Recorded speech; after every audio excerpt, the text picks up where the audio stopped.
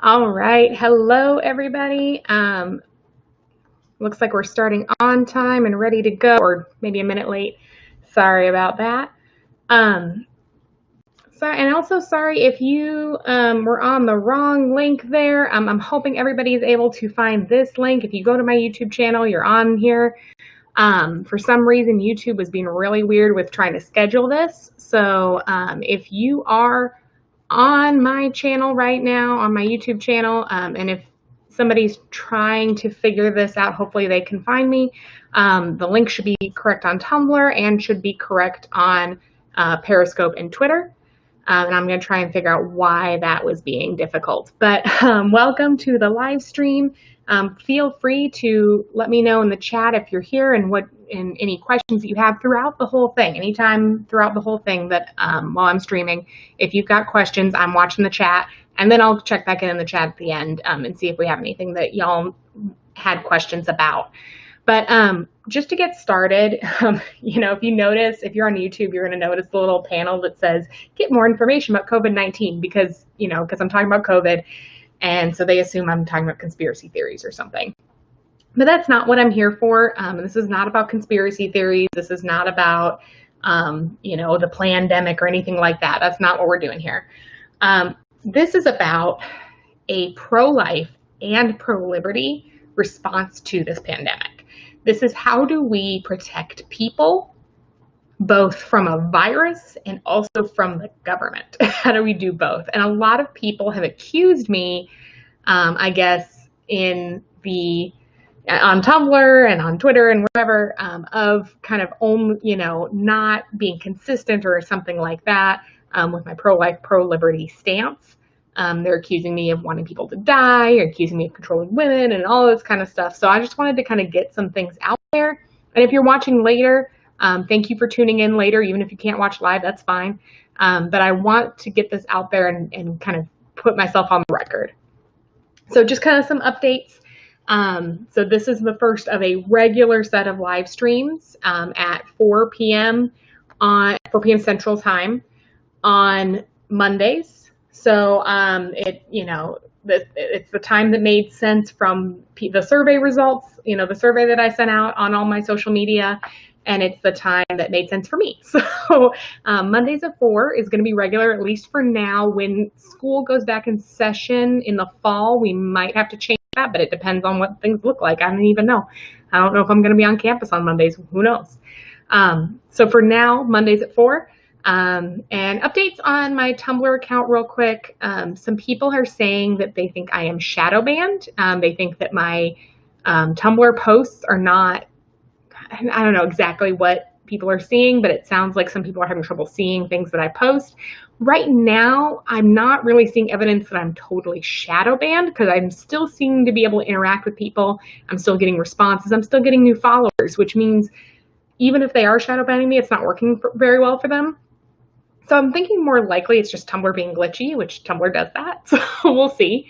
But in the meantime, if you do think that things aren't, if you do think you're missing posts from me or whatever, just go to my main blog page at prolifeproliberty.tumblr.com and just kind of make sure that you are seeing everything. And feel free to share stuff. If you think that something's being buried by the algorithms, feel free to share it with people. I appreciate that. So that's that.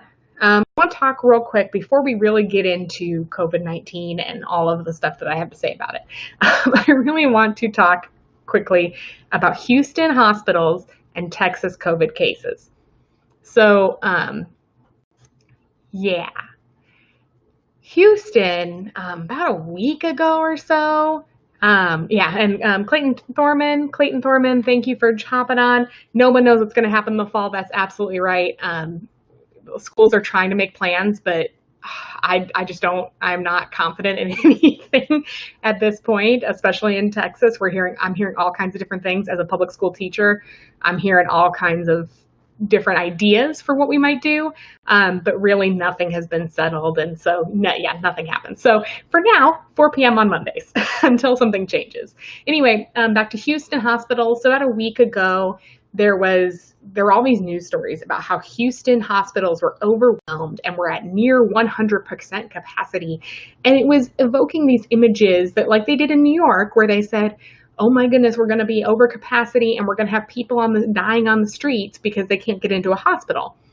And you had this image of like some war zone hospital that's overflooded and patients in the hallways and all those kinds of things. That never happened. We never got there. In fact, in New York, they had the field hospital and the hospital ship, the Navy hospital ship, both of which went almost completely unused. After all this craziness about how we were going to have so many patients that hospitals couldn't handle. And anyway, so going back to Houston, they made this sound like that Texas was just totally overrun with coronavirus and that we were all going to die and that it was all the fault of our Republican leadership, that, you know, even though Houston's a democratically run city, that we weren't taking this seriously enough and we were all going to get coronavirus and die. And that's not what happened at all.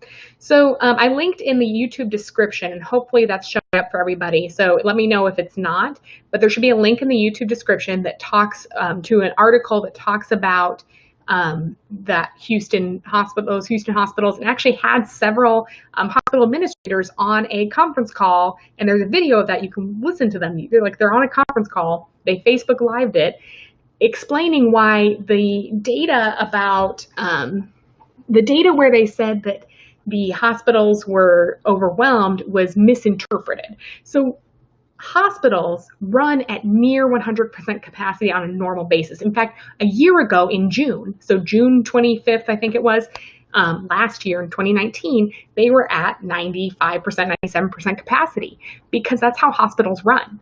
Hospitals don't like to sit around with a bunch of empty beds and a bunch of unused equipment or unused supplies. So they actually try to arrange their resources such that they don't have stuff sitting around not being used. They want to run efficiently, especially they want private hospitals want to make profit.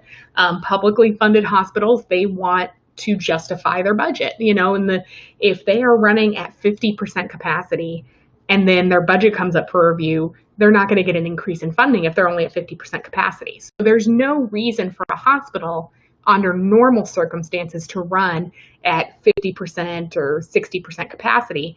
And so just because they say they're at 90% or 95% doesn't mean that they're about to be overwhelmed. It means that they're running efficiently. And so that's what the hospital administrators say on the Zoom call. So if you go to that link, you read that article, find that Zoom call video, listen to it for yourself. That's all they're saying is, hey, we're running efficiently. And yes, we have a lot of cases that we're taking care of, and we're going to have to move some things around. And that's what they essentially said is, oh, we just need to move some equipment around, move some beds around, and then we'll be fine. And so there was never a danger of those hospitals being overwhelmed. It was all about, hey, we just got a bunch of COVID cases, so we're going to have to rearrange some of our stuff in order to handle them. And that's all it was. So it made people think that Texas was overwhelmed and that those of us who were saying, hey, we need to reopen, were being, irrational and dangerous.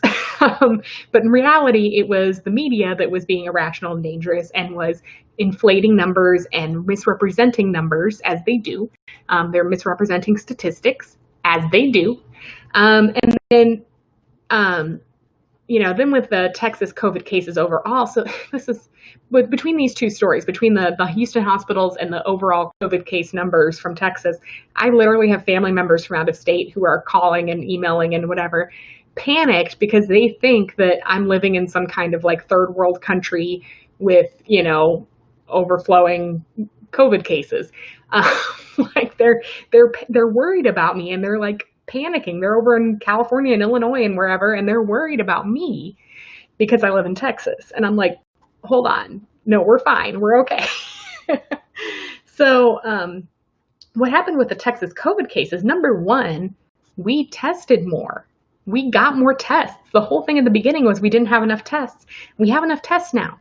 In fact, they're opening new testing locations every single day. I'm constantly getting emails from Austin Public Health saying, oh, look, we have these new testing sites. You can go get tested, free testing. And they're promoting it. They're telling you to go get tested. And so because we started testing more people, we started getting more cases. That's how it works. So it doesn't mean that we're overrun. It doesn't mean it's a second wave. It means we're finally actually getting realistic numbers. And that means the numbers have probably been like this the entire time, or pretty close to it. We're just now testing enough. And especially if you understand, like if you go back and look at how they're now saying that they think, like some of the health experts, some of the epidemiologists are saying that this virus came around in October and we just didn't know much about it until January. It's COVID-19 because it was discovered in 2019. It wasn't discovered in 2020. It just became a problem for us in 2020. But there's some theories that it actually went all the way through, went through New York and went through California back in 2019. And we didn't all die. We're okay. Yeah, we have all these COVID cases, but I think to some extent, we already had the first wave. The first wave already happened. This is already the second wave. But anyway, I don't want to go too far into that. About the Texas COVID cases, there's another link in the description that talks about those. 6% of the cases that they reported in that update that freaked everybody out were antibody tests. That means people who had already had COVID, recovered, and had antibodies, meaning that they weren't going to get it again, at least not anytime soon. We don't know how long the antibodies last, but we at least know that if you have the antibodies, you don't have the virus. That's how the antibodies fight off the virus. So they took the numbers of, positive COVID cases, people who were sick, and they took the numbers of antibody tests and they put them together as number of positive tests. And it made people think that's how many people were sick. But a portion of those were actually antibody tests, people who had recovered. And actually, antibody tests are good news because it means that people have recovered. It means they have antibodies.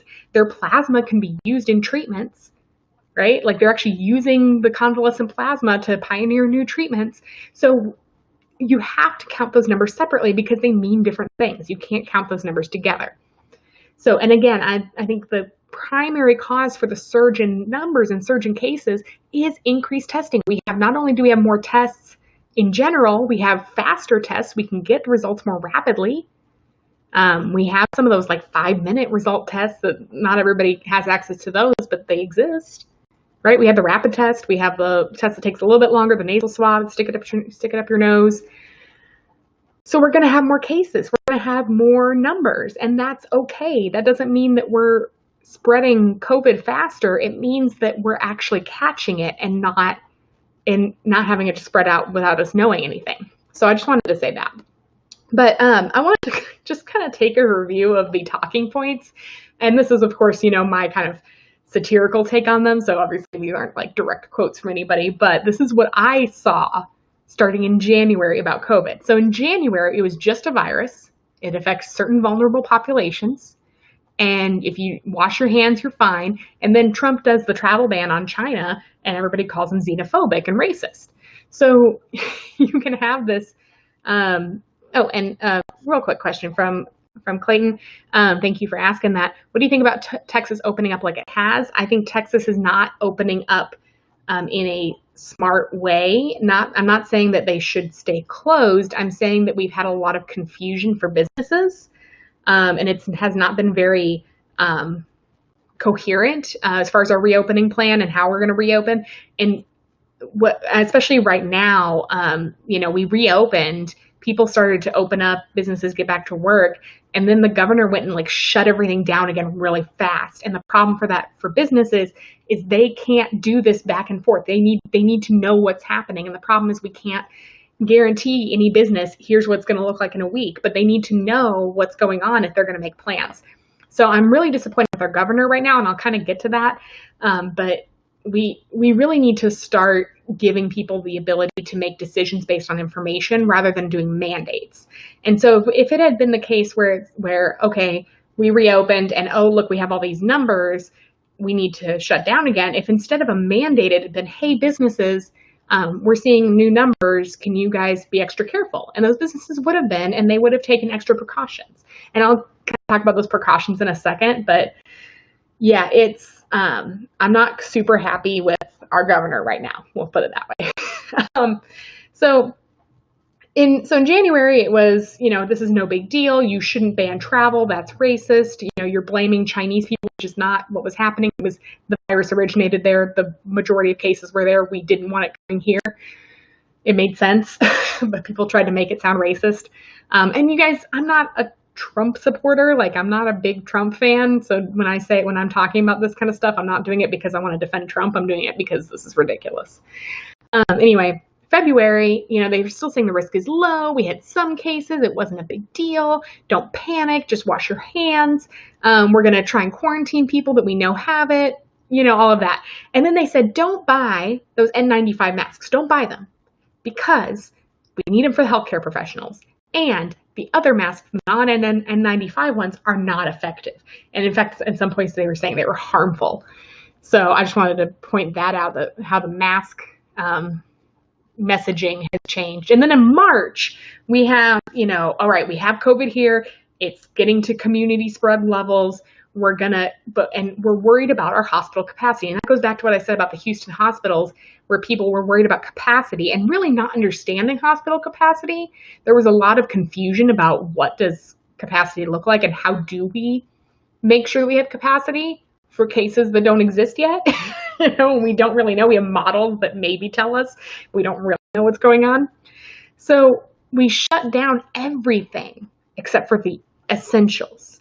And one of the really concerning things is it's what the government decides, and I'm going to use my little pointer here, is what did the government decide was essential? And that was a big problem in that initial shutdown, was that the government was making lists of essential businesses, and then businesses that weren't on that list were saying, hey, wait a second, I'm essential too because this and this, and they were getting added to the list, and the list was changing all the time, and so you didn't know what was considered essential and what wasn't. And businesses were declaring themselves essential, but the government wasn't always agreeing.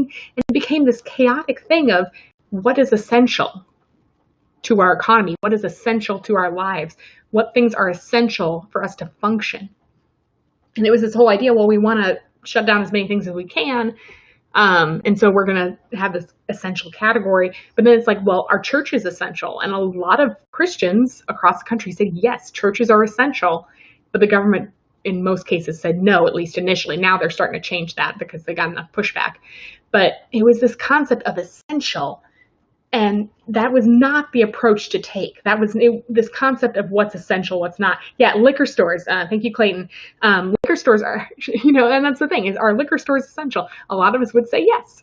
And the problem is that if you close the liquor stores, you're going to have other issues. And just the economic impact. And that's what I'm going to talk about in a minute here is the economic impact of this shutdown, and how to say this is essential, this isn't, doesn't make sense in the kind of economy that we have. Like, you can't really do that. And so in some sense, liquor stores are essential when you talk about the economic impact. But so then in March they also said, no masks. You don't need masks because you're more likely to touch the mask and touch your face and touch other things, and you're more likely to actually spread it that way. So they actually said the masks were not helpful and were dangerous, and that people were using them improperly. And that was March. It's July. It hasn't been that long. It's not like, 30 years ago they said this. No, this was March. And then in April, we said that we had to flatten the curve so we don't exceed hospital capacity. So again, it was this concept of we're giving hospitals time to prepare, we're flattening the curve so our peak isn't as high, so it's kind of a longer spread versus a kind of peak.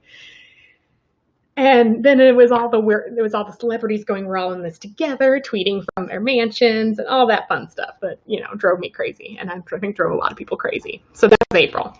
Then we have May, and May was when the states started saying, we're going to reopen. And people panicked and said, we can't reopen now because we'll get more cases. Well, of course we'll get more cases when we reopen. Nobody ever promised us that we were just going to make this go away and that we were never going to get new cases. Of course we're going to, whenever we reopen, whenever we open up, whenever we go back to normal, we're going to get more cases, and we have to accept that. That's how viruses work. There's not going to be a point where, okay, we can reopen now, COVID is gone. COVID's never going to be gone. It's a virus. And just like the flu and just like all those things, now COVID has some effects that are more serious than the flu. And for some people, it's more dangerous than the flu. But like the flu, people are thinking it's going to be seasonal. So you can't like shut down and eradicate it. We're going to have to learn how to adapt to it. In fact, like that's really what has to happen is we have to adapt to COVID. We can't eradicate it. We can't get rid of it forever. We can't prevent anybody from ever catching it again. We have to adapt and think about, okay, how do we operate in a way that protects people, but also allows us to function as a society? And so then we had the protests start in late May, and at the same time they started saying, okay, now you have to wear cloth masks. So in May they started saying you have to wear cloth masks now because they're better than nothing. And that was always the initial phrase was, oh, they're better than nothing because they're a barrier. But it wasn't saying that they saved lives. It wasn't saying that they're amazing, they fix everything. They're better than nothing. And it felt like giving people something to make them feel safe going outside. It wasn't about, oh, we need you to wear masks so that you don't spread it. It was, we want you to feel safe going out again so that when we reopen, you can go out and spend money. But, people are just putting bandanas over their faces, and that's not a mask that blocks viruses. It conceals your identity, which is great. If you're protesting, and I 100% support the right to protest, and I 100% support the right to conceal your identity. If you're going to protest, we got all this facial recognition stuff, and you can be targeted if you choose to go protest, whatever it is that you're protesting. But what bothered me wasn't the protest; it was the narrative of it's totally fine to go out to protest, but it's selfish to go out for any other reason. So it was selfish of me to go to church, but if I'd gone to protest, it would have been just fine. Either way, I'm going out and being around other people, and I'm risking spread. But this goes back to this idea of essential. The government defines what is essential. The government defines what risks are worth taking, and that's not okay. The government doesn't get to define what risks are worth taking. And so that's really the problem here, is that it's not so much, oh, the protests are safe and going to church isn't. It's the protests are a risk worth taking and going to church isn't. And that's the message that we're getting. So in June, we got more protests. We got, it's the whole protests are safe, going out to eat is not again. Again, it was not about what's safe and what's not. It was about what risks we were allowed to take or not allowed to take. And that's really what it came down to. Then people are blaming Trump for anytime, any COVID death is on his hands kind of thing, which again, I'm not a Trump supporter, but you can't blame every coronavirus death on one person, and if he had shut down the whole country with an executive order, there would have been mass riots, and y'all wouldn't have liked that either. So don't blame him because he didn't do something that y'all wouldn't have liked anyway. So in June, and really in May, but also in June, we started really to get the idea that we had to stay shut down until COVID was gone, which is not realistic. And it was this idea that anytime you talked about opening up, anytime you talked about going back to normal, you were like disregarding human life and that you wanted to kill people. Like that was the message. And people who questioned the pandemic, who questioned the shutdown, who questioned the media narrative, were just buried online with all kinds of just harassment. And so that, so that was June, and now we're in July, and it's really started in late June, but it was the concept of, well, we're seeing spikes, seeing increases in numbers of cases of positive test results for coronavirus. Is this from the protests? Is this from people trying to reopen? Or is this from increased testing? Yes, increased testing. That's what it's from. and maybe a little bit from the protests, maybe a little bit from people reopening, but mostly from increased testing. We have more and more tests. Every day we're getting more and more testing availability. More and more people are getting tested. And so we're finding more cases. That's how that works. And so, we have to shut down to prevent a second wave. There's going to be waves. There's going to be spikes. There's going to be it's not going to be woo and gone. It's going to be do, do, do, do, do, do, do, do. And that's what we have to adapt to. We have to adapt rather than hide in fear. And so then really it was in late June, early July that we really got this. The masks are saving lives. And if you don't want to wear a mask, if you're unhappy that your state is mandating that you wear masks and threatening you with fines if you don't, you're selfish and you want to kill people. And so that brings us to the impact of the shutdown. So all of this has been treated like, okay, the shutdowns are to save lives, and if you don't like the shutdowns, then you're just selfish because you want your hair cut. You want to be able to go shopping, you want to be able to go out to eat, and you're being selfish. But here's some of the impact of the shutdowns, just a little bit. And I have some links in the description on YouTube that will link to some of this stuff, like especially like the children dying from child abuse. I've got that link in there. One of the things they've been saying with that one is that normally child abuse is reported by teachers, doctors, people who come into contact with the child out and about. That's not happening now. So children who are in abusive situations, the abuse isn't being caught. It's not being reported. And so Child Protective Services isn't able to intervene. And a lot of times how child abuse gets caught is, the child shows up to school with a bruise, and then, the teacher, asks the child about it in private, and child says something or doesn't, or the child goes to the nurse, and there's these ways that we are able to catch child abuse that are not happening right now. And the ERs and the children's hospitals are saying that they're seeing an increase in severe injuries and an increase in deaths from child abuse. So literally, children are being killed because we're not able to protect them when they're locked in their homes, and we're putting extra stress on their abusive parents, because we know that with abusive parents, we know that there's this, that part of when they react angrily and they abuse and they act out, it has to do with stress. And I wanted to get to this comment from Clayton. They were also afraid of the backlash if they said protests were not essential. That's very true. There was definitely this thing, if you criticize the protest, you got all this backlash. And so even if the health professionals wanted to tell us to not go to protest, they were afraid to do so. So there is definitely that. But so you have increased child abuse related injuries and deaths because of the shutdowns, because children are locked in their homes. The abusive parents are extra stressed and therefore extra likely to act out and act violently. You've increased suicide deaths. Suicide hotlines are reporting increased, dramatic increases in calls, dramatic increase in number of people committing suicide. And, there's a lot of reasons for that. But if you lost your job, you can't, you're applying for unemployment and you're not getting it. You can't feed your family, you can't take care of anybody, and then you're shut inside. You're not supposed to go outside. You can't go to the beach. You can't go to the park. You can't get sunshine and fresh air. You're shut inside. All your normal routines, all your normal social interaction is gone.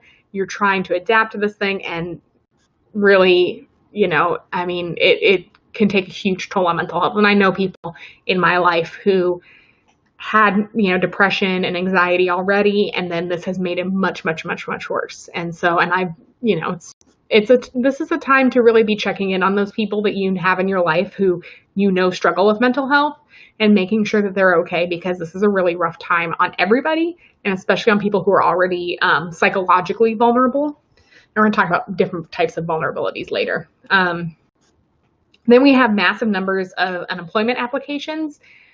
And the state systems are not built for this kind of sudden influx of unemployment. And so they're not able to give unemployment benefits to everybody who needs them, everybody who's asking for them. And so you have people who cannot feed their families. And that's where you have overwhelmed food banks. People aren't getting unemployment benefits. People who lived paycheck to paycheck or hand to mouth are now struggling to put food on the table. And so there's long lines at the food banks. The food banks, are overwhelmed. They can't get to everybody who needs them. There are businesses that have permanently shut their doors, which means people who lost their jobs and are not getting them back. It means business owners who sunk their entire life savings into building a business, and that business is now gone. And in many cases have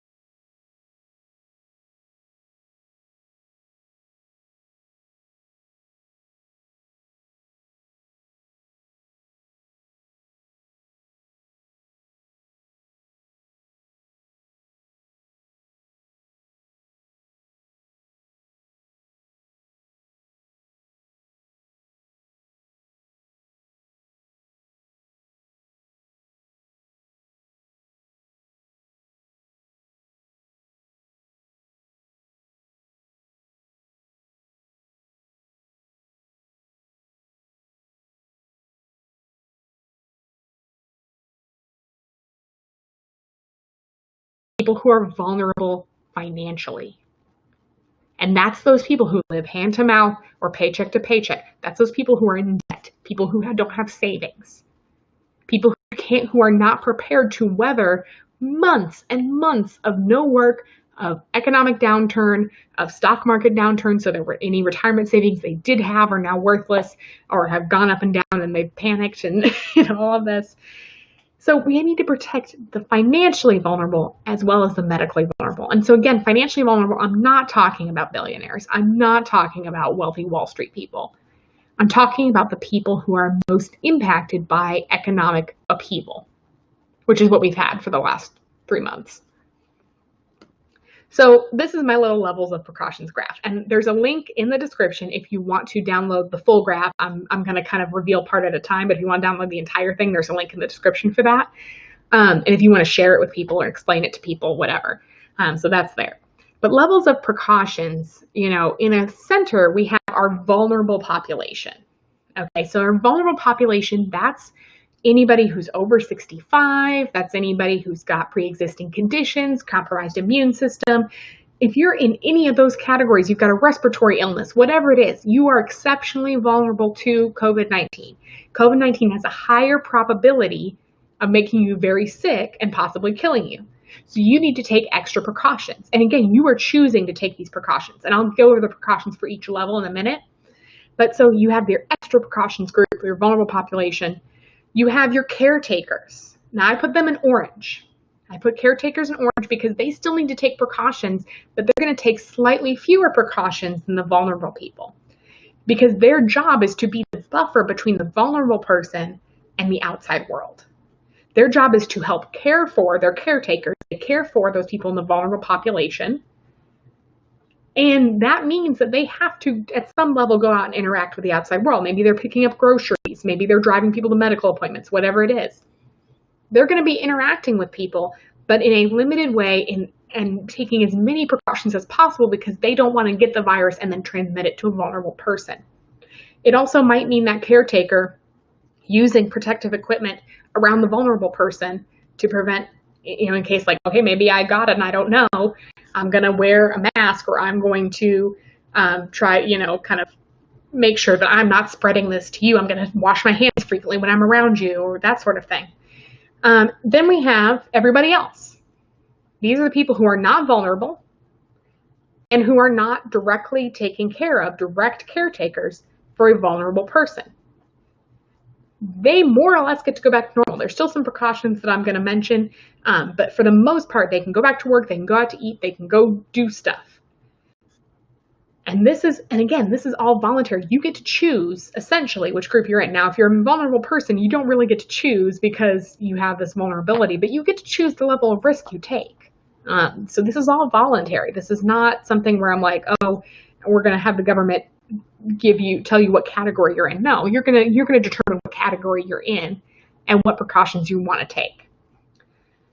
So, and then I have this kind of extra category in the middle, that middle circle for delivery and service industry. And this is people who, if you're an Uber Eats driver or, favor delivery person, or if you work in a grocery store, or you work, essentially you work in the service industry and you are going to also be interacting with that vulnerable population to the extent that they're going to be ordering food from you or, you're going to be delivering to them, especially for those vulnerable people who don't have a caretaker who can go run errands for them, because not everybody does.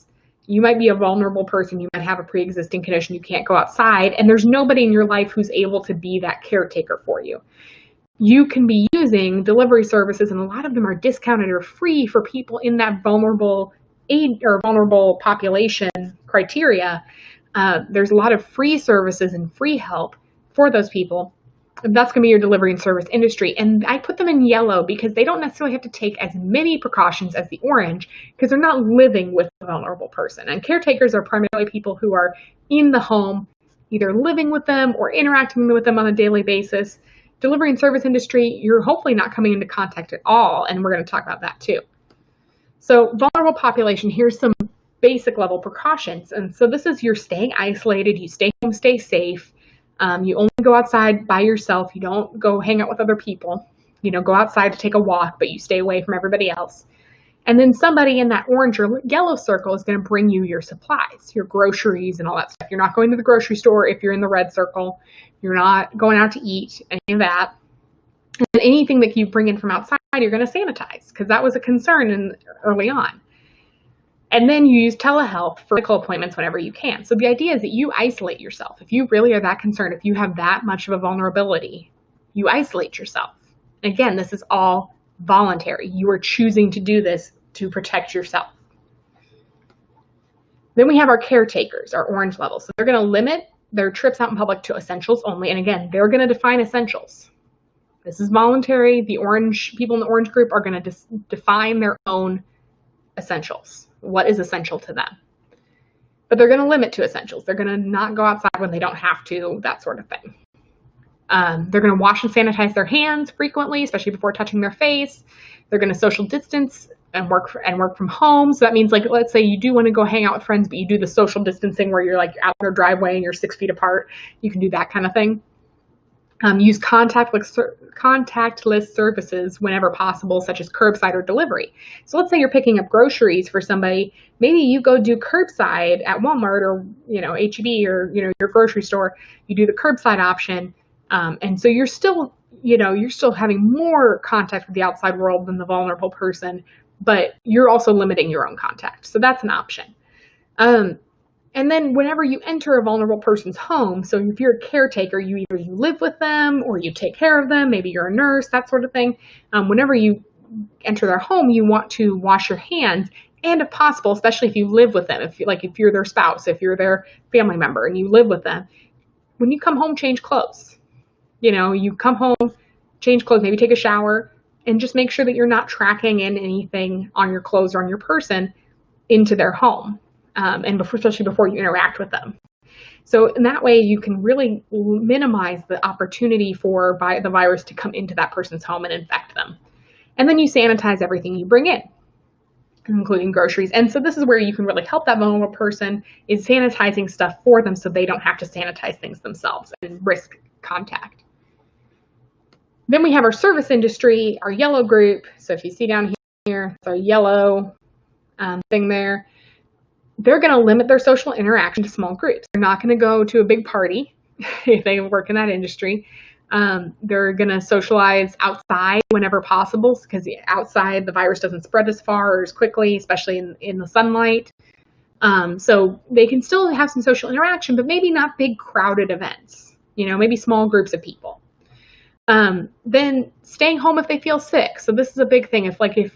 If you work in the service industry, I know there's a lot of pressure to work when you're sick, and that was definitely the case prior to COVID. I think most companies have better policies now, or are in the process of putting in better policies, and so that may be something we still need to work with some of these companies on, is saying, hey, you need to have a good policy for when your employees feel sick, that they can stay home so that they don't spread it. But staying home if you feel sick, using a mask and gloves when that works. So when you're at work, say you work at a fast food restaurant, and your company probably has its own policies about this, but wearing a mask and gloves so that you're not spreading it to people who are interacting with you, because you're likely going to have these caretakers, the people in the orange group, coming into your business, and you don't want to infect them, because then they could infect a vulnerable person and all of that. And then using precautions to keep distance from customers. So we have the plexiglass shields and all those sorts of things. And then wash your hands. So all of these things are optional precautions for people in the service industry to help them protect the caretakers, who then protect the vulnerable. And then everybody else, again, stay home when you feel sick. This should be a basic thing that we should have been doing before COVID. And they were always saying this even before COVID. They were saying, hey, when you're sick, you should stay home. Check your temperature before going out, especially if you feel, maybe you're not sick, but you just take your temperature. Just be safe. Get a thermometer. It's not that big a deal. Isolate yourself if you had prolonged exposure to someone who tested positive. So I know there's people that I know where this happened recently, where somebody got sick. And so then there was a call that went out, like essentially, the information was disseminated to everybody who had been in contact with them, and some people had to isolate. And that's something, again, we can do on our own. We don't need the government to do that for us. We don't need contact tracers to tell us that kind of stuff. We can figure that out ourselves. But if you have prolonged exposure, more than 10 to 30 minutes, with somebody who had the virus, go ahead and, take those precautions and isolate. And then avoid contact with people who are taking extra precautions. So this is a big one. You may be in this everyone else category, but somebody else may be in the orange or the yellow or even the red. Don't shame them for that. If they're taking extra precautions because they're in that group, don't shame them for that. Don't tell them that they're being a coward or that they're scared or they're letting the government tell them what to do. Respect it. Respect that they're taking extra precautions because they're choosing to. It's their voluntary decision to take extra precautions. And it probably means that they are either vulnerable or taking care of somebody who is. So keep your distance from them because you could be carrying the virus. Don't give it to them. So this is like at the grocery store. If you're at the grocery store and you see somebody who's got a mask and gloves and they look like they're taking precautions, keep away from them because they're trying to get their essentials and go home.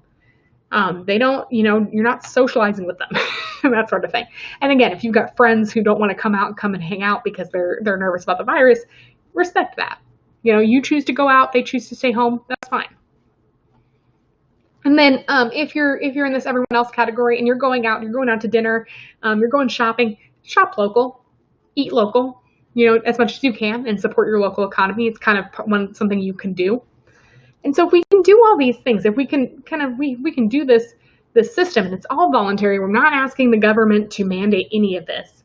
But if we can do all of this, we have, we essentially, if you look here, the way I have this set up, this circle here, this orange and yellow circle here, is a shield around the most vulnerable. It allows our society to function while still shielding and protecting the vulnerable. And this is dependent on people making decisions after evaluating their own risk. The person in the middle, they evaluate their risk, right? And they decide, I need to isolate. The caretaker says, you know what? This person is isolating. I'm going to take care of them. And by taking care of them, I'm also going to take care of myself and make sure I don't get sick. And the person in the everyone else category, what they're saying is, okay, I'm not vulnerable, I'm not especially vulnerable, and I'm not directly taking care of anybody who is. So therefore, I, as in everyone else, am going to help support the economy. I'm going to go to work. I'm going to go out to eat. I'm going to shop. I'm going to live my life as normally as possible so that our economy can function enough to protect those vulnerable people. Because some of those vulnerable people won't be able to go to work still. Some of those caretakers won't be able to work still. We need a society that can afford to take care of them, whether it's through charities or whatever. Like, we need charities that can take care of those vulnerable people and pay for their groceries or pay their rent, and help them out because they're vulnerable and they can't go to work and they can't earn money. We need to be helping them out. And us as the everyone else, I would put myself in this everyone else category. Us as the everyone else, we can make these, we can make our society functional so that it can afford to take care of that vulnerable population. Because here's the thing, our economy, our society cannot afford to take care of everybody staying home. If everybody stays home, our society can't handle that. Our economy can't handle that. And we won't be able to afford to take care of everybody who's staying home. But if it's a smaller percentage, if it's a small group of people who are staying home, who aren't working, and some of them can work, some vulnerable people can work from home, and that's great. But you have people in that vulnerable population who won't be able to work because their job that they had required them to come into work. They lost that job. They no longer have one, and a lot of people aren't really hiring right now. So we need to be able to afford, as a society, we need to have the resources to take care of those people until we have our solid enough treatments, or maybe even a vaccine, although I'm really suspicious of any vaccines that are coming out right now. But until we have a system in place where those vulnerable people can come back out and possibly still be exposed to COVID and be okay, and we can take care of them, we have enough treatments, we have enough hospital capacity that we can take care of them if they get sick. Until that time happens, we need to be able to take care of them, which means we need the rest of our economy, the rest of our society to be functional. And so this is all voluntary. This is not the government. This is not a government solution. This is people making choices. This is you placing yourself in one of these circles. You place yourself here. Maybe you're here. Maybe you're here. Maybe you're here. And maybe you're everyone else. And you place yourself in that circle. And you say, okay, here's where I fit in. Here's how I help. And the thing is, everybody in this circle is helping.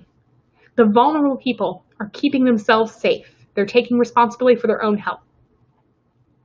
The people in the inner circle, the orange and the yellow, they're taking care of those vulnerable people. And the green people in the green are taking care of our society so that it still functions for the vulnerable people, for the caretakers, for the service industry, for everybody. And we all work together and we're all contributing rather than hiding in your home, posting a hashtag and thinking that you're helping. This is really, to me, this is really a call to the everyone else category, because the vulnerable people know their precautions. The caretakers know their precautions. Those delivery and service industry people know the precautions they need to take. I'm talking to the everyone else.